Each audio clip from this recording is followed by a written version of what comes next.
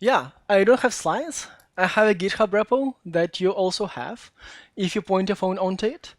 And I have cursor on, and that's gonna be what you're gonna be looking at for the bigger part of presentation, the small text on the screen. Um, but you have the GitHub repo, and actually, let's give you time to put your phone and get access to it. What you will find there is, yeah, is exactly what I'm talking about. I'm gonna show some of the agents that I built for Cursor. I'll explain why and what they do. And there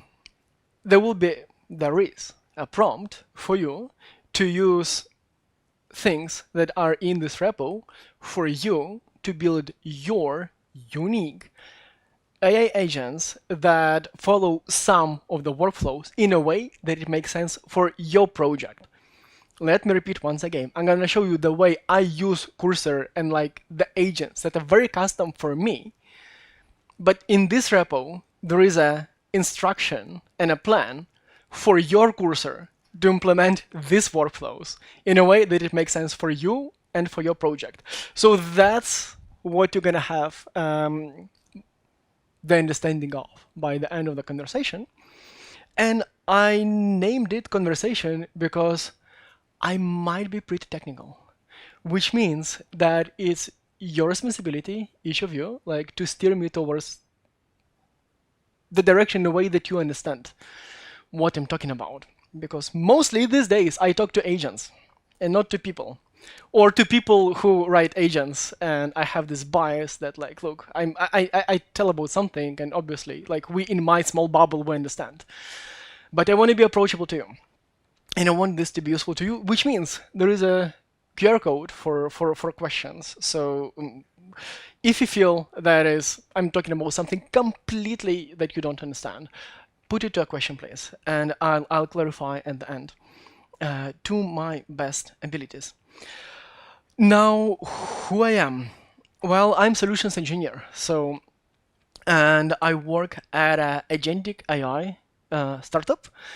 We make an orchestra of AI agents that pretty much automate quality assurance. So you provide them the agents with the URL of your web app, and our agents deeply understand what your app does, build the structure of it, and then they can create tests and do the end-to-end testing of your app. It can build into CI/CD, like the full workflow of how you are creating the software. And so pretty much we build like these agents for other businesses to implement in their workflows. And the main problem is like how do you adopt this? So I help businesses adopt it, which means I work a lot with the clients, with the customers, and I help them like do all this like AI transformation thingy, which means I never have time to properly focus on the own code of what we have. And going backwards, like what do we have? So we have agents, a lot of them, and they're different. We have software as a service, basically like the whole dashboards and the user interface for these agents, backend and everything. And this is a monorepo. It's a huge monorepo where all like the source code for all this lives. So where does it leave me? As a person who never has time and who has to be super accurate with businesses who have questions about this all. So I built agents in Cursor in a way that I can talk to a customer like I'm talking right to you, like fully focused. And this agent in a background can reply to questions, can estimate if the feature is hard to implement, can estimate like if the bug is being fixed, it will be fixed. For example, if we're talking about like an issue with a customer. When I converse with customers like about advise them how to implement this, like help building the strategy for it, I'm like, okay, fine, but I also now want to put this into the documentation so that the next customer doesn't have this question, or that our AI, who reads our own documentation, can actually provide this answer to a customer. Again, I don't have time to do it, but I delegate this to AI, and these are the agents that are in this repo. And I'm going to explain how it will work in a second. The third agent that if we have time, I'm going to talk about the agent that writes change logs based on GitHub commits and linear tickets. Like that's the youngest one in my family of agents, and I'm mostly proud of it. And obviously, it's half working. But I mean, we love kids who are like, yeah. Anyways, let me put back the QR code.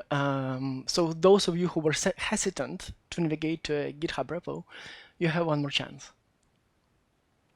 You have one more chance. Right. So that was the context. I'm that busy guy who has to answer a lot of technical questions and brings lots of responsibilities. And I have to do everything, and I delegate it to AI. Right. What does this mean in practice?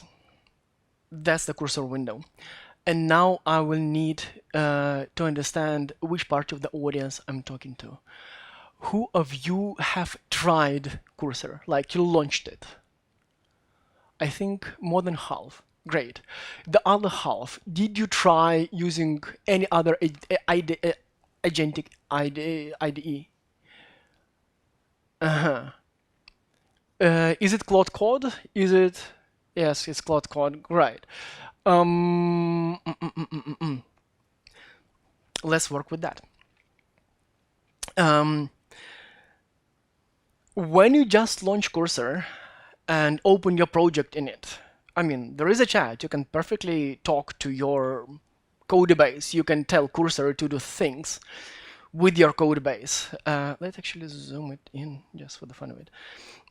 You can tell Cursor like to do stuff with this code base, but then it does it best, but usually it's like provides not really good results because it needs to know like how do things, like what are the coding conventions, what are the patterns, what are the everything, and like how do you access database, how do like where everything is connected. So usually these things people put to agents MD. Agents who doesn't know what agents MD is? Great. Agents MD, basically, that's usually the index file in a way that, for example, when you launch the website, it's usually whatever, index HTML or index PHP. So like the browser knows, like that's what I want to load. In the same way, agents MD is basically the first file that almost any AI agents look for to get the basic understanding of, okay, what I'm looking at. But I cannot put lots of text here. Why? Because it gets polluted. Like if I put all the knowledge in one single file, agent gonna get clueless. So I have to split it. I have to split it into actually multiple agents, multiple rules, multiple patterns, multiple protocols, such as what do you need when, like, how do you go to look, how do you start local setup, how do you look into linear. Anybody uses linear? Two people. Everybody else uses Jira? Yeah.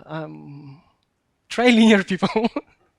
If you feel like Jira is not good enough, you're feeling like I resonate with the feeling. I resonate with it. Anyways, so all this like it's here. Now that I gave the basics, I want to show you, okay, like amazing. So like lots of stuff, lots of protocols, lots of everything. Without this, Cursor is not good enough, or any AI is not good enough with a bigger project.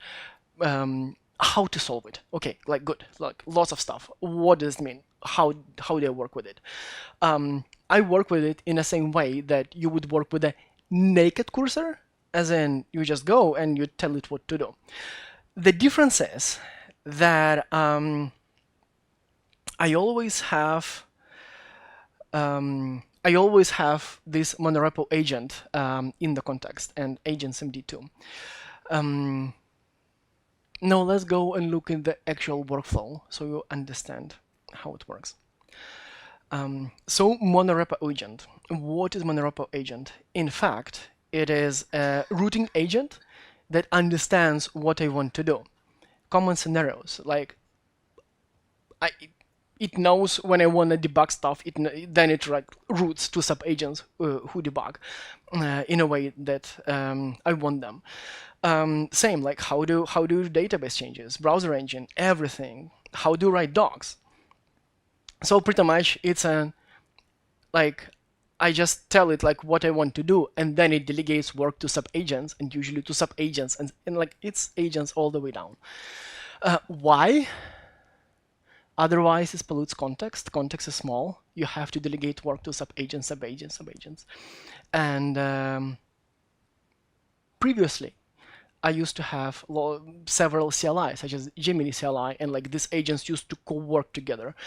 But with each, but like in Cursor, they move so fast that like all this workflow used to break too often. So now I just stick to writing these protocols and stuff in Cursor. Anyways, let's go to something super practical. Let's go to something super practical, and for the change of mind, here's how it works in practice for the monorepo agent that I built. Yeah, it's the agent actually is an expert of this whole code base. It doesn't trust itself. It has to verify everything like with the code. Anyways, it knows how to operate. I trained it to sort of like be paranoid about everything it does. And yeah, and it's very structured in how it works. So for example, let's actually switch to this diagram. I asked the agent to explain you how it works. So its agent explained like, okay, so when I need stuff, this is how I operate. It's a mermaid diagram, so those of you who are not familiar, LLMs are quite good at both producing and consuming. So like when I want, for example, to explain my agent how like very quickly how the monorepo works, I show it this. This is exactly the mermaid chart of like the basic structure of the project. Yeah, so agents are very like LLMs are good at consuming mermaid charts. So right, so imagine I wanna. That's the yeah, I wanna fix a bug for a customer, right? I just tell it, look, go like. I just type this or just this, a ticket number in linear. What it does, it knows that it has to use linear MCP. Why? Because like of all the routing, it goes to linear MCP. It knows how to talk to linear. It knows how to get into this, how to get all this context. It understands, yeah, right, linear MCP. It understands what it needs to do. It understands like where the projects are. Then it figures out like what the problem is. Then it starts like gathering all the context for itself. It's like, aha, I need to debug to understand like what the problem is about. Great. How do I debug? Well, I taught it that like in order to understand like how to debug, well, first change the logs. So it goes to Sentry itself. It understands how to use Sentry. I taught it to like by practice. We sat and chatted really until it understood how to use Sentry in a way that I wanted to use Sentry. It goes and figures out the logs, like find the root cause. Sometimes it needs to also look for the traces of the bug, and we have the debugging, like the admin tool for that, but we don't have an MCP. So this was made for humans, but I don't have time for that. And I don't have the patience, honestly. I want this thing, open the browser, and operate it, like find, okay, so this is the log that I found. Let's match it with the trace in that debugging website whatsoever. So it launches the website for me, like cursor, open the browser window, goes to press the website and matches traces. So like it's not me as a human with my tired eyes and unlimited patience who compare a string, but it's the machine who is good at semantic analysis doing stuff for me. Yeah, so it goes and debugs and understands this all, and then it implements the feature. How does it implement the feature? It needs to understand, is it like front end, back end, which part of the system, where do I go? And then it needs to not just generate the code, because it's usually not good enough. It needs to generate good code that I can verify and then ship to production. How does it do it? Tell it, instead of generating your own code, look at how the rest of the code base is structured. Look for patterns, and the more work, like the more patterns it puts for itself, like sort of nodes, long-term memory. If I'm fixing this thing, like that's how the code is structured. This is what I need to think about, which means that it can work more or less autonomously.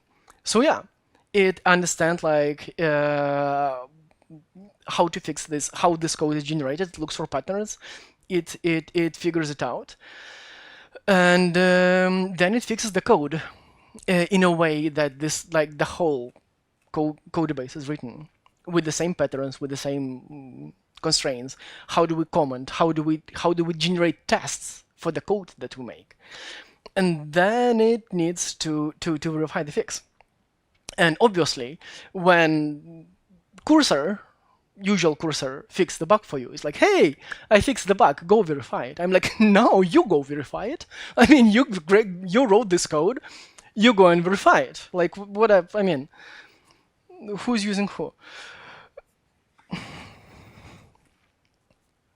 Right? So then I taught it like, okay, so how do we verify the code? Well, I mean, set up your own development environment, like go open the thing, like you have to learn, like to understand how to verify your fix locally. It needs to be aware of all these things.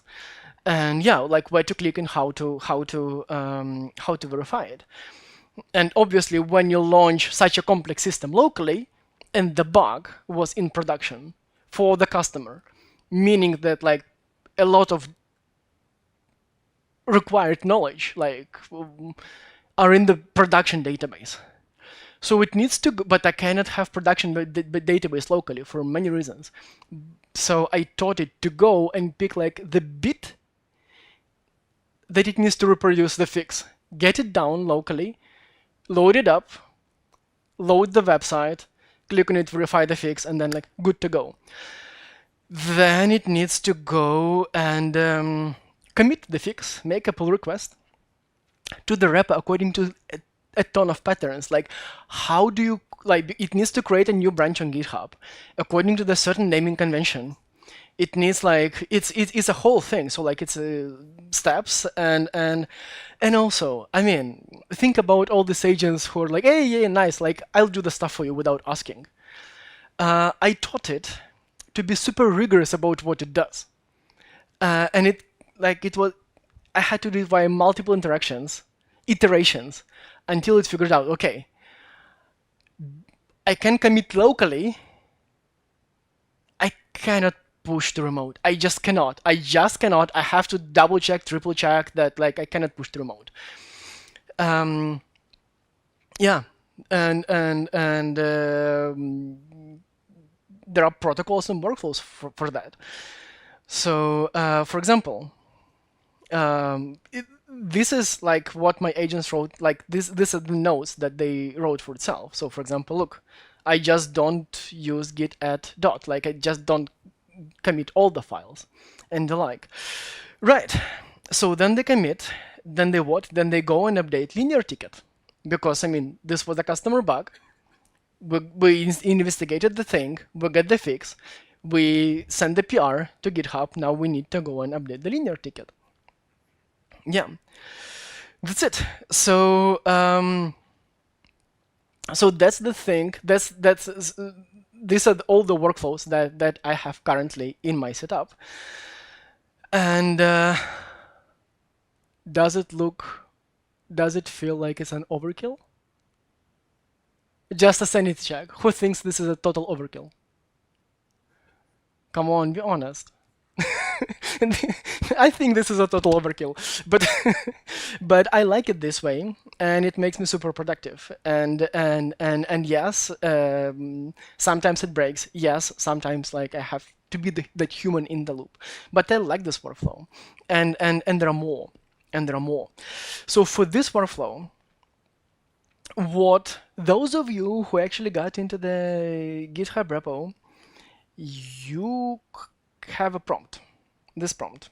You can open up your cursor. You can open up your cursor. Let me try to figure out that it is on the whole screen. No, that's me in the carpet. That's not what I wanted to do.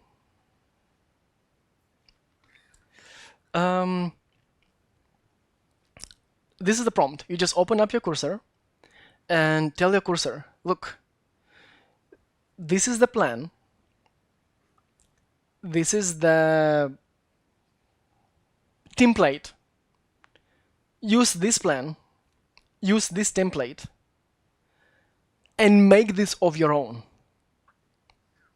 So if you, anybody in this audience watching this presentation, tell your cursor to do this, your cursor will go and get inspired by my workflow, and it would look into your project. Let me show you what it would do.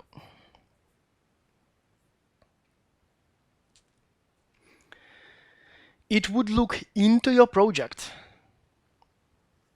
and use this reference material. So look at this plan. You are helping create cursor agent rules for new so like it's the LLM, my LLM, telling your LLM, my agent, telling your agent to get inspired by each other. And yeah, your task. So this is the task list for your cursor that your cursor will assume and do the stuff on. See, like analyze project structure, common development scenarios, tooling integration, and yeah, and it would create all these things, all these instructions for your project in a way it works for you. You would have to slightly edit it. It may not pick everything, but it would be a decent start for the agentic part. Amazing. What was the most confusing thing here? Okay. Do we feel that who feels that they actually need it? 1, 2, 3, 4, 5, 6. So it was an overkill. I told you. Now let's talk about something, another agent that I use a lot, which is documentation. And those of us who write code usually are good at writing code and are very bad at writing documentation. Do we have programmers who love writing docs?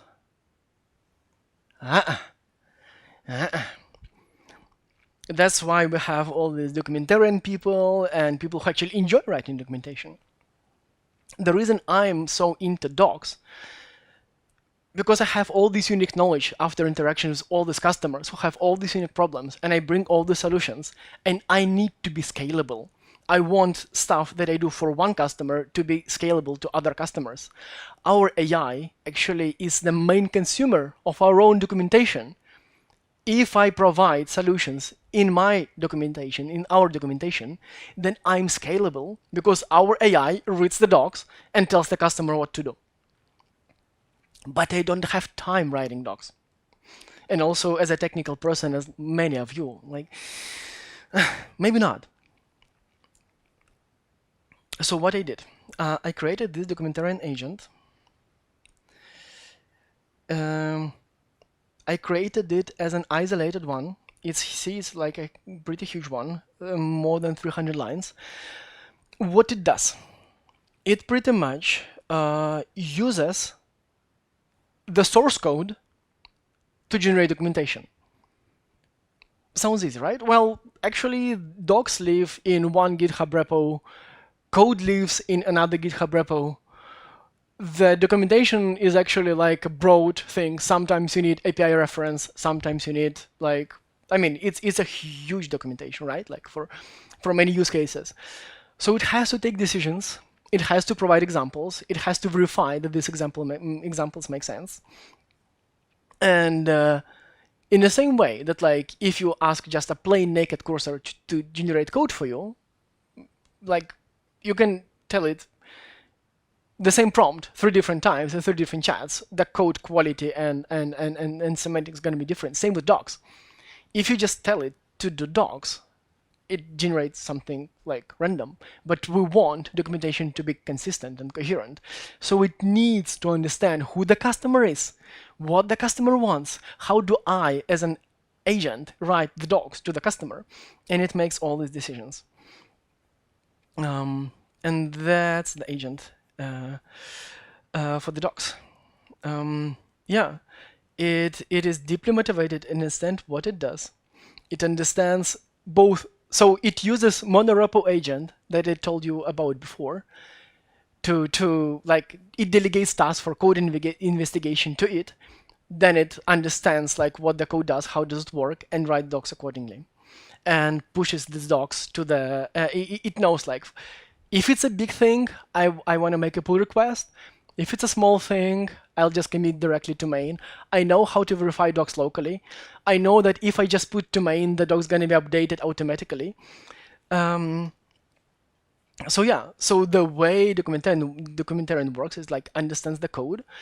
It was very hard to again like to get all these guardrails that instead of just vibe documenting, it actually goes and verifies everything, every freaking statement that it puts against the code. And it's very fun, like the way it thinks, because like I prompt it to think aloud for itself and to reflect on what it does. It goes to the source code, picks the pieces of it, and it's like, okay, so this is it, this is it, this is it, this is it. I'm right. I am right. I can put it, and then it's like, okay. Now, how do we explain this to the customer? Well, we think about the customer problems. Okay, now I understand what are the customer problems, how they explain it, how they explain it in a way the customers like reading. Okay, this is like how they're structured, like when I'm drafting the new page. How, like, if the thing actually can be put in multiple places across the docs, how do I make a strategy? Do I need like a full page where with the whole context, and then I need to put around things? And link to the full page with the context. Yeah, and then it just executes. And I can show you the diagram for the fun of it. So yeah, how does it work? How do I think? I asked it to generate this. Like, okay, I need docs. Right, is this even for the public? Or is it like internal stuff? Then it's like, yeah, okay, it's for public. Is it integration? Is it API? Is it customer setup? How do I understand? Do we have anything? And it's and it does all these decisions to do stuff. So that's what you're already seeing. And yeah, so that's like how the whole workflow works. And it knows mint.json is basically the index, so it knows like that if I edit the page, I need to how to maintain stuff that it works. Then I load the stuff locally. I check like in red, stop, get user approval. Imagine how often we thought about it, that it puts stuff in red. Now, again, stop, like we really thought about it. Yeah, that's it. Docs live, great. Update linear ticket because obviously that's where the feature requests for docs are. So yeah, it knows what to do. Can I please have questions on the small screen, if I may? Great. We have 15 minutes left.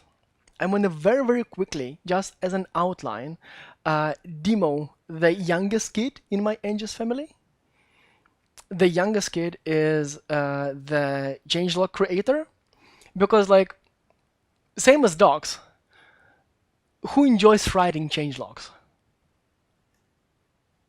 There is one person. I applaud you. I applaud you really, um, because like let's think about it. When do we remember to put changelogs?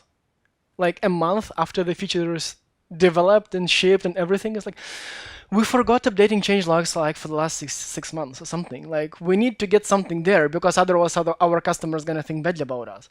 How do we remember what we shipped? Well, we can look into our GitHub, we can see our Jira linear something, and it's like, woo, I have the agent do this. It's actually, yeah, it goes and it goes and looks through GitHub history commits, because we deploy like we have a live deploy branch and we deploy from main. So if there was a pull request from main to live deploy, well, I mean, these are commits, like that's a feature. Let's look into it. Let's look linear projects. Yeah, and now let's cross check what of this is user facing, and then it has a scoring thing. How to nominate certain commits, certain pieces of code that we shipped to a changelog, and it has like own scoring system. And maybe I can show it actually. Let's see through the or maybe I don't. Yeah, I didn't save it. Anyways, like it scores, like it talks to itself. It scores like what do we put to changelog, and then it does the same thing as documentarian. Okay, now let's go and verify against the code base, and then you have protocols how to do it. So this all is like here explained, very explained in on GitHub if you want. Right. Now it's time for your questions, but I want to ask how confusing it was. I don't know how you reply. But yeah, how confusing it was.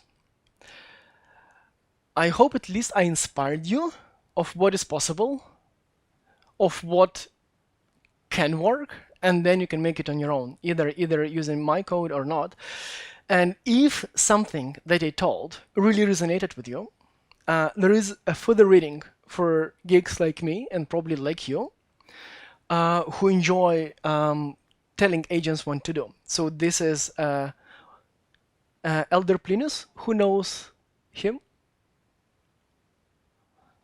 You should, like, if there is one link you want to click, it's this. The rest are repos with even deeper stuff than what I discussed today. Now, can we put questions on top? Let's see the most voted one. You want to help? I can, yeah. Can read Perfect. it out, and then you can go for it. So thank you for the great presentation, Olle. It's been a nice talk.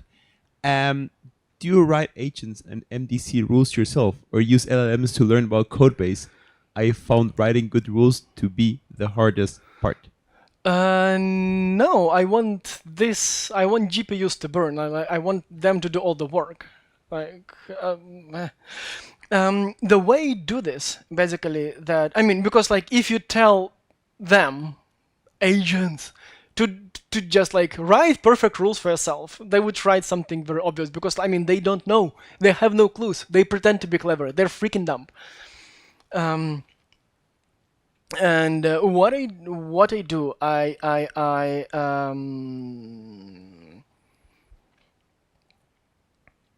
wonder how I answer this question. So in the current system where I have a lot of stuff going, I have to teach them only new things. So I tell them to do something, like for example, like how do they create how do they teach them use linear? I tell like the monorepo expert, like the first agent that I just talked about, you now have linear MCP. Learn how to use it, and it would go and learn, and sometimes I would provide docs if I need. But that's only the start of the story, because it needs to learn not just how to operate the MCP for example. But also, what kind of teams do we have? What is the naming convention? Like, how does the actual workflow look like? So I work with these things, and we iterate and we have dialogue. I put it to work, I tell it what to do, and then it's like becomes good enough, and then it's like 100 iterations where I have to tell it like, nah, no, it's like this. No, we like yes, but in our system we do it like this. But it has to memorize this all. So at some point I would just like duplicate the chat and have it reflect. I tell it like reflect of what you have learned from our conversation and put it to your whatever roles, protocols, I don't care, you decide. And it puts it around where it needs, where it's easier for it to work. So so the answer to your question is that I don't write manually. I don't tell it to write it itself because it writes it poorly. It needs inspiration and it needs iterations. Otherwise, it just wouldn't work. Nice. Cool. Thank you very much. There's a second sort of connected question, which goes about how do you create those MD files? Do you create them separately for every project? Do you reuse them for the most part? How long does it even take to write those files? I made it easy for you, and I suggest the workflow that I use. As you can see, it's apply intelligently on all these MDC files. It's like apply intelligently, meaning that the cursor semantically decides which rule to use. It's only the one thing, which is a monorepo agent, that is always applied, that is always in the content. So monorepo agent and agents MD are always in the context. And the rest, like, it utilizes when it needs. Why I'm explaining this? Because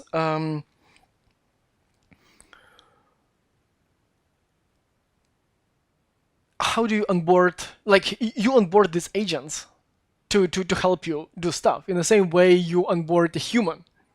Like, you need to start somewhere. Look, you're an expert, whatever. You're a backend dev, look into this bug, like very narrow thing. And then like your new employee learns about like how you do stuff. In the same way here, for the new for the new repo.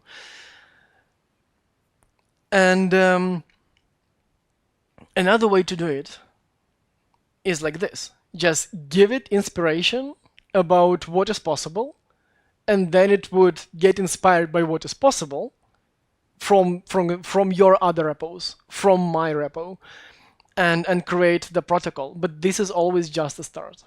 This is always just a start, because like as you develop the project, you develop new features, new stuff in the database, new problems, new issues. Like, it has to learn about your unique workflows. Because if you think about it, for every project that you have, it's always a unique workflow. There is something special. You have tribal knowledge, and it needs to, like, the agents needs to be aware of that.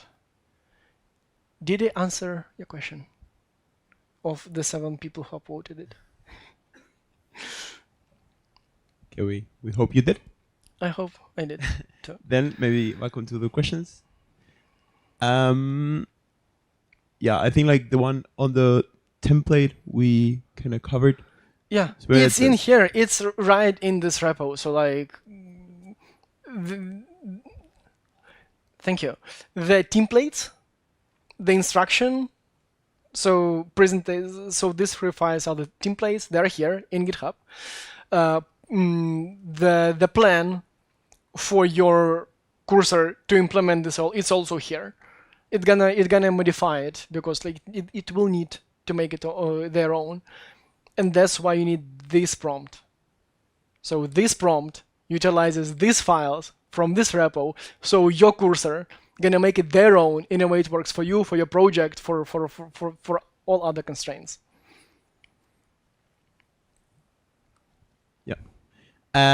Thanks. There's this one on if the code base is massive and the documentation alone nearly fills the entire context window, how can you work with it effectively?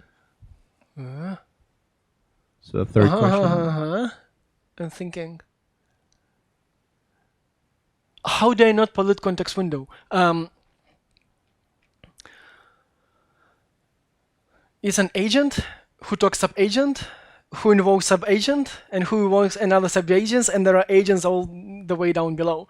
And each of them tries to have their own context window, and then depending on like how it works and how I set it up, ideally, like if they can return the results up to the orchestrator agent, which is this one, right? Like this one that you usually have in cursor. Yeah, that's way right.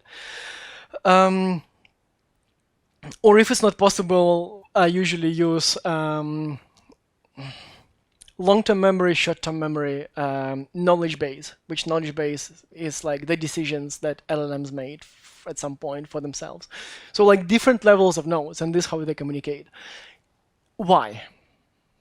Exactly as I understand this question, like if you do everything within one context, one chat, the results gonna be pretty bad very quickly, and you just see this like it's like, look, cursor, like when we started working on this problem, you were doing nice things. And now what you do is like complete, it's unusable. What happened? Context pollution happened. So that it doesn't happen, like you need to use all the subagents, and that's why all this like complex structure, like why cannot you just put it all to one file? Well, it wouldn't be efficient. It would be very confusing for LLM. That's why I mentioned line numbers and all this like routing indexes. Yeah, make sense? Somebody out of politeness, note please. Right. I think we may have time for one or two more questions. How do you activate or call those agents in Cursor? For example, do you give a command in Cursor to write a document and ask to use the documentarian for that? So I tried multiple approaches. So there are cursor roles that I used to write, and I would tag role. For example, backend expert role, like front-end expert role, UI expert role. I would actively tag roles, and roles would have their own patterns protocols. But first, I get tired and annoyed that I have to actively call the agent, and sometimes it gets into the prompt, into the context, sometimes it doesn't, and that's why I created like this monorepo routing agent who actually actively who understands what to do. So with the docs, for example, with the docs, let me show you like that part. Thank you. Yeah, it has common scenarios, and it knows what to call. So yeah, for documentation, do this. Work happens. See, like it knows like work happens in separate repo, and when user asks, update docs, create documentation, explain to user how to, you, instead of being the monorepo expert, you assume the role of the documentarian, which is this one, and now you're the documentarian. So see, it's applied manually. Then it applies the role. And like, oh, new hat. Good. I'm like now writing the docs. And that's how I route stuff. Yeah, and I think I explained why instead of like two approaches. This why I like more, because I can be more clueless about it. Like, just do stuff because I'm busy with the customer. I'm on a call with the customer in the same way with you. I just want to type something and it figures it out. Right. All right. Then I think we are on time. I'm sure there are plenty of questions and they can find you around. So please keep the conversation going and continue. Vytautas, I tried Kiro, Akaira, and we can talk about it.